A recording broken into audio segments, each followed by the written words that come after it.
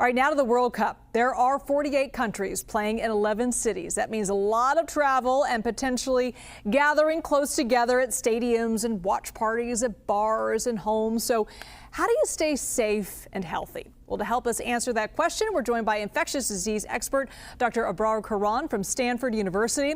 All right, doctor, we've been talking a lot about different viruses recently, hantavirus, Ebola. People from all over the world are going to be gathering in very crowded places. Are you concerned that these events could turn into super spreaders?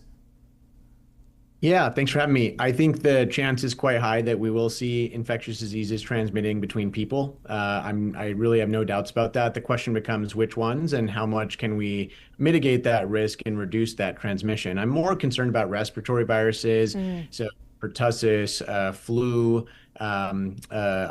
just sort of seasonal respiratory viruses that spread, COVID-19, things like that. And then, of course, there are other things that could be imported, like tuberculosis, although we do have TB cases here in the US too. Of course, GI infections. So norovirus, on cruise ships, you see a lot of people get diarrhea. I think we'll see some of that as well. So more of the typical stuff that spreads in crowded settings. You're not worried about Ebola or hantavirus, even though there are people coming from those infected countries to the U.S. or other places?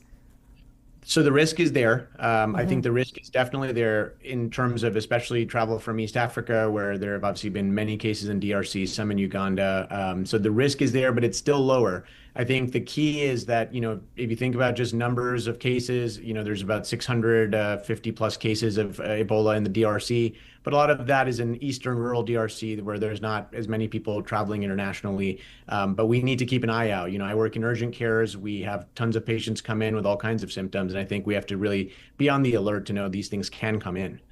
Okay, so what do you recommend people do to stay healthy, either if you're going to a game, which would be outside, or maybe at a bar or a watch party? What should people do? So first thing is actually make sure you're vaccinated. So make sure you're vaccinated for pertussis, make sure you're vaccinated for flu, make sure you're vaccinated for measles. Measles is obviously the other big one that we're concerned about. Secondly, if you are feeling sick, please either stay home or seek care, because it may not be your typical pathogen at this point if you're exposed to a lot of people from outside of the US. So do seek care if you have symptoms or if you're concerned.